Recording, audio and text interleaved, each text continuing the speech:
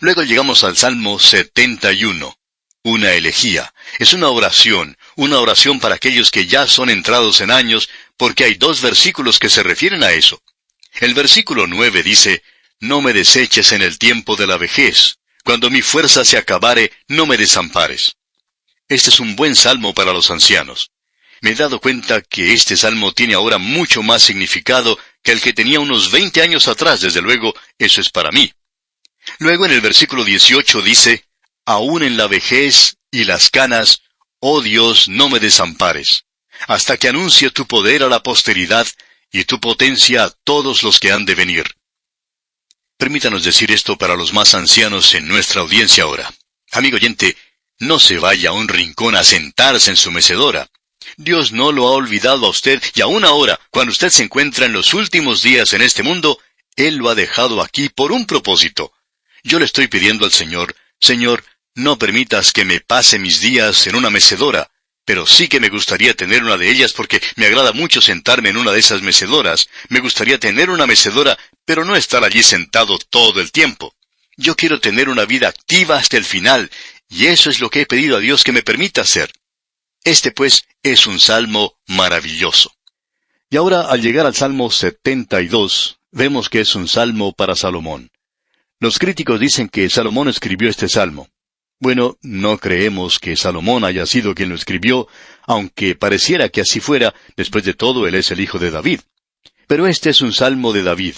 Ahora quizá alguien le pregunte, ¿cómo lo sabe usted? Bueno, finaliza diciendo aquí en el versículo 20, «Aquí terminan las oraciones de David, hijo de Isaí». Y con este salmo se finaliza la segunda sección que hemos dicho es la sección de Éxodo de los Salmos, y en la finalización de esta sección, la gloria de Dios llena el tabernáculo. Y podemos notar que lo que se destaca aquí es la palabra justicia. Veamos lo que dice aquí al principio. Leamos los primeros 2 versículos de este Salmo 72.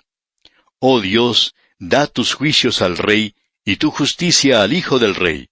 Él juzgará a tu pueblo con justicia, y a tus afligidos con juicio». Es este tipo de plataforma política que ningún candidato ha tenido jamás, que yo pueda recordar. Y el Señor Jesucristo tiene esa clase de plataforma. Él reinará algún día, y cuando Él lo haga, terminarán todas mis oraciones. Ya no tengo que orar más. Todo se habrá realizado. David también dijo allá en el 2º libro de Samuel, «Esta es mi salvación cuando coloque a mi hijo sobre el trono». Y a esto se refiere este salmo. No vamos a entrar en detalle alguno. Por hoy, amigo oyente, vamos a detenernos aquí. Dios mediante, en nuestro próximo programa, vamos a comenzar con la tercera sección de este libro de los Salmos, y confiamos que usted ha de acompañarnos mientras efectuamos este recorrido. Será pues hasta nuestro próximo programa, amigo oyente, que Dios le guarde y le bendiga en todo instante, es nuestra ferviente oración. Llegamos hoy, amigo oyente, al Salmo 73. Y como hemos dicho al comienzo, usted puede dividir el libro de los Salmos según el Pentateuco, y tenemos en los primeros 41 salmos la sección que llamamos Génesis. Luego vimos la sección que es conocida como la sección de Éxodo. Esta sección, digamos de paso, comenzaba con el Salmo 42. Llegamos ahora, comenzando con el Salmo 73, a la sección de Levítico. Y aquí es donde usted encontrará, aún desde el primer salmo de esta sección, que se menciona el santuario. Usted puede apreciar que en el libro de Levítico se menciona la adoración en el tabernáculo, luego en el templo, y este es uno de los grandes libros de la Biblia. Ahora, al llegar a la tercera gran división del libro de los Salmos, encontramos que el énfasis se pone aquí en el santuario, la casa de Dios. Pero, ¿qué enfatizará uno allí? Bueno, el libro de Levítico enfatizaba 2 cosas: la santidad de Dios, y también que sin el derramamiento de sangre no hay remisión de pecados. Así es que las 2 palabras que se destacarán son santidad y sacrificio, y ellas figurarán destacadamente en esta sección en particular. Encontraremos aquí varios salmos maravillosos, y comenzamos con una serie que David no escribió. Estos son los salmos de Asaf, y este hombre era un músico, como dijimos, este salmo fue escrito por él. Comencemos entonces con este salmo de Asaf, el Salmo 73. Comienza diciendo en el versículo 1, Ciertamente es bueno Dios para con Israel, para con los limpios de corazón. En el mismo comienzo del Salmo se nos destaca que Dios es bueno para con Israel, la nación de Israel. Ahora, ¿quiere decir eso a todo israelita? No, está limitado a aquellos con corazón limpio. Ahora, ¿quiénes son ellos? Bueno, son aquellos que se han acercado con su sacrificio y que tienen un deseo de servir a Dios y que quieren andar con Él. Amigo oyente, en el día de hoy, si usted ha sido salvo, usted quiere andar con Dios, usted quiere tener comunión con Él, usted quiere ser limpio, quiere tener un corazón limpio. Y eso es algo que sigue naturalmente como el día sigue la noche. Usted no puede llegar a Cristo y aceptarle como Salvador y continuar viviendo como antes. Si usted hace eso, usted no ha sido salvo en realidad. Esa es toda la historia, y creemos que es necesario asirnos a eso tenazmente en el presente. Por tanto, nosotros inmediatamente somos colocados en la presencia de Dios, pero somos colocados ante Él en base a que Él nos ha limpiado. Él es quien nos limpió. Cuando nos allegamos a Él, tenemos perdón de pecados y somos lavados con agua por la palabra de Dios. Nos damos cuenta que no solamente somos lavados por la sangre de Cristo, sino que somos lavados por la palabra de Dios. La palabra de Dios nos santifica, y luego queremos andar bien, agradándole a Él. Este hombre, pues, se allegó a la presencia de Dios y podía decir, Dios es bueno para con Israel. Ahora él tenía un problema, y creemos que este podría ser su problema, como lo es mío también, o quizá no sea el suyo, pero por cierto que es mi problema. El problema es el siguiente. ¿Por qué permite Dios la prosperidad de los impíos? ¿Y por qué parece que el pueblo de Dios sufre más que los otros? Eso nos ha preocupado muchas veces. Hemos visto que el pueblo de Dios pasa por pruebas, hemos visto al pueblo de Dios sufriendo. Luego hemos podido apreciar la prosperidad de los impíos, y en realidad es muy difícil comprender eso. El autor de estos estudios bíblicos, el Dr. J. Vernon McGee, contaba lo siguiente. Cuando nació mi primera hijita, decía él, en el mismo hospital Dios tomó a esa criatura. Esa criatura murió allí. Yo solamente tuve la oportunidad de escucharla llorar. Eso fue lo único que esa pobre criatura pudo hacer en su vida, llorar. Pero por cierto que tuvo un mensaje para muchas personas, ya que a causa de su muerte pude escribir un libro con un mensaje que presenté en el entierro de ella, y debo decirle que nunca me olvidaré de ese día. En el hospital, continuaba el Dr. McGee, en una sala al frente de la que ocupaba mi esposa, se encontraba una señora que era muy rica, que tenía amigos muy ricos también. Cuando los amigos llegaron, se pusieron a celebrar el nacimiento de una pequeña criatura, un muchachito, y ellos celebraban brindando con champaña, como muy contentos de tener esa criatura, quien era todo lo que ellos querían. Usted sabe cómo se ven a veces los recién nacidos, con sus caritas aplastadas, pero aún así son cosas preciosas para sus padres. Todos nosotros creemos que nuestros hijos recién nacidos son los más hermosos que existen. Pues bien, continuó el Dr. McGee, esta gente estaba muy contenta y se puso a celebrar brindando con champaña. Ellos eran muy ricos. La enfermera nos dijo que ellos eran una de las familias más ricas de la ciudad. Yo salí, continuaba el Dr. McGee, por un rato y quería olvidarme de todo. Salí a un balcón que tenían allí y me senté afuera, ya que era verano. Clamé a Dios, y debo ser bien honesto aquí, aún hasta el día de hoy, no comprendo por qué Dios se llevó a nuestra hijita y dejó a aquel otro muchachito. Bien, ellos tenían dinero, eran muy ricos, por supuesto, vivían en abundancia. Aún hasta el día de hoy he visto cosas que aparecen escritas en los periódicos acerca de esta familia, y ese niñito que nació entonces, probablemente era ya un adulto y tendría la misma edad de mi hija si ella hubiera vivido. Y hablando honradamente, debo decirle que yo no comprendo todo esto, no tengo la respuesta. Y alguien quizá me diga, bien, entonces usted, que es pastor, ¿no tiene la respuesta? Bueno, dice el Dr. McGee, no tengo la respuesta. Entonces, ¿cómo puede usted consolar a otros? Bien, puedo decirle que yo no tengo la respuesta, pero sé quién la tiene. Y Él me ha dicho que debo caminar con Él por medio de la fe. Él me ha dicho que la forma de probarme es poniéndome en la oscuridad. Luego yo extiendo mi mano y me tomo de la de él. Y él me ha dicho, tú puedes confiar en mí. Y yo no sé por qué, pero él sí lo sabe. Y algún día, amigo oyente, él me lo va a explicar. Hasta aquí las palabras del Dr. Magui. Ahora, el escritor de este Salmo 73, Asaf, tenía el mismo problema. Él era un músico y un levita, y tenía un problema similar. Quizá usted también tenga un problema parecido. Es algo bastante difícil de comprender. Notemos ahora lo que él dice en los versículos 2 y 3 de este Salmo 73. En cuanto a mí, casi se deslizaron mis pies, por poco resbalaron mis pasos, porque tuve envidia de los arrogantes, viendo la prosperidad de los impíos. Dios es bueno para con Israel, Él es bueno para con el remanente, y Asaf es parte de ese remanente, pero él tiene este problema. Asaf dice, he mirado a mi alrededor en esta nación, y me doy cuenta que los impíos entre nuestro pueblo son los que están prosperando, y los buenos no lo están haciendo. Escuche usted lo que dice aquí en los versículos 4 al 6. Porque no tienen congojas por su muerte, pues su vigor está entero. No pasan trabajos como los otros mortales, ni son azotados como los demás hombres. Por tanto, la soberbia los corona, se cubren de vestido de violencia.